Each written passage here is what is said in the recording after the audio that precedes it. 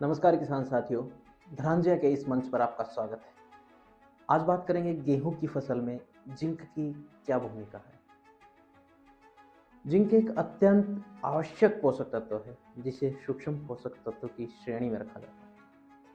मात्रा में कम होने के बावजूद इसका फसल में बहुत अधिक महत्व है, क्योंकि यह पौधे की सही वृद्धि विकास के लिए बहुत ही जरूरी होता है। अभी जो देखा गया है, खेती योग्य भूमि कृषि भूमि में जिंक की कमी पाई जा रही है। गेहूं की जो फसल है उसमें भी इसकी एक विशेष रूप से महत्वपूर्ण भूमिका है, क्योंकि जिंक की कमी होने पर पौधे की बढ़वार रुक जाती है और वह उतना उत्पादन नहीं दे पाता जितना हम सोच कर बैठे होते हैं। जिंक पौधे के भीतर कुछ महत्वपूर्ण हार्मोन्स का भी निर्माण करता है, जिसमें ऑक्सिन हार्मोन प्रमुख है। ऑक्सिन हार्मोन पौधे की वृद्धि को नियंत्रित करता है और यह जड़ों एवं तनों के विकास में सीधा योगदान देता है। यदि ऑक्सिन का निर्माण कम हो जाए तो पौधा पर्याप्त खाद पानी देने के बावजूद भी वृद्धि नहीं कर पाता। इसलिए पौधे के लिए जिंक बहुत आवश्यक माना गया है। ऑक्सिन हार्मोन के कारण जड़ों की वृद्धि बेहतर होती है। गेहूं में कल्लों का फुटाव अच्छा होता है, जिसे टिलरिंग कहा जाता है। टिलर अच्छे बनते हैं। जिंक की कमी से जड़ें कमजोर हो जाती है, गहराई तक नहीं जा पाती, कल्लों की संख्या में कमी हो जाती है। पर्याप्त मात्रा में जिंक न मिलने पर ये सब समस्या देखने को मिलती है। अगर पौधे को पर्याप्त मात्रा में जिंक मिल जाती है तो जड़ें सही गहराई तक जाती हैं और नीचे से नमी एवं पोषक तत्वों को आसानी से ग्रहण कर पाती हैं। इससे सूखे जैसी परिस्थितियों में भी फसल को सहारा मिलता है।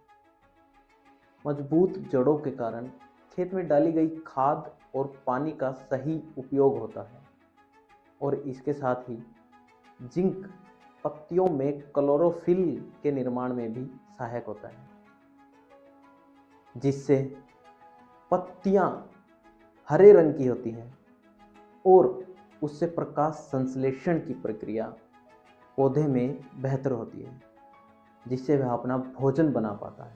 दाना बनने की अवस्था में जिंक की महत्वपूर्ण भूमिका है। जिंक पौधे में कई प्रकार के एंजाइम्स को सक्रिय करता है, जिसकी सहायता से पौधे में प्रोटीन और कार्बोहाइड्रेट का निर्माण होता है। इससे गेहूं के दाने अच्छे बढ़ते हैं, मोटे बनते हैं और गुणवत्ता में सुधार होता है। यदि फसल में शुरुआत से ही पर्याप्त मात्रा में जिंक हो और पौधा अच्छे से इसको ग्रहण कर ले तो पौधे अच्छी तरह से बढ़ते हैं, बालियां अच्छी बनती हैं और दाने पूरी तरह से विकसित होते हैं। अगर इसे संक्षेप में कहा जाए तो गेहूं की फसल में जिंक का मुख्य योगदान जड़ों के विकास, टिलरिंग बढ़ने, पत्तियों को हरा रखने और दाने को मोटा व मजबूत बनाने में होता है। जिंक की कमी होने पर ये सभी प्रक्रियाएं प्रभावित हो जाती हैं, जिससे पूरी देखभाल के बावजूद भी पौधे के फसल के उत्पादन में कमी हो जाती है। इसी कारण जिंक का सही समय पर प्रयोग करना जरूरी है। यदि बुआई के समय जिंक नहीं दिया गया तो पहली सिंचाई के साथ जिंक सल्फेट का प्रयोग किया जा सकता है। आप 33% जिंक सल्फेट की स्थिति में 6 किलो प्रति एकड़ और 21% जिंक सल्फेट की स्थिति में 10 किलो प्रति एकड़ में डाल सकते हैं। यदि आप पहली सिंचाई कर चुके हैं तो आप छिड़काव के माध्यम से चिलेटेड जिंक या अन्य बहुत से जिंक मार्केट में मिलते हैं, उनका उपयोग कर सकते हैं।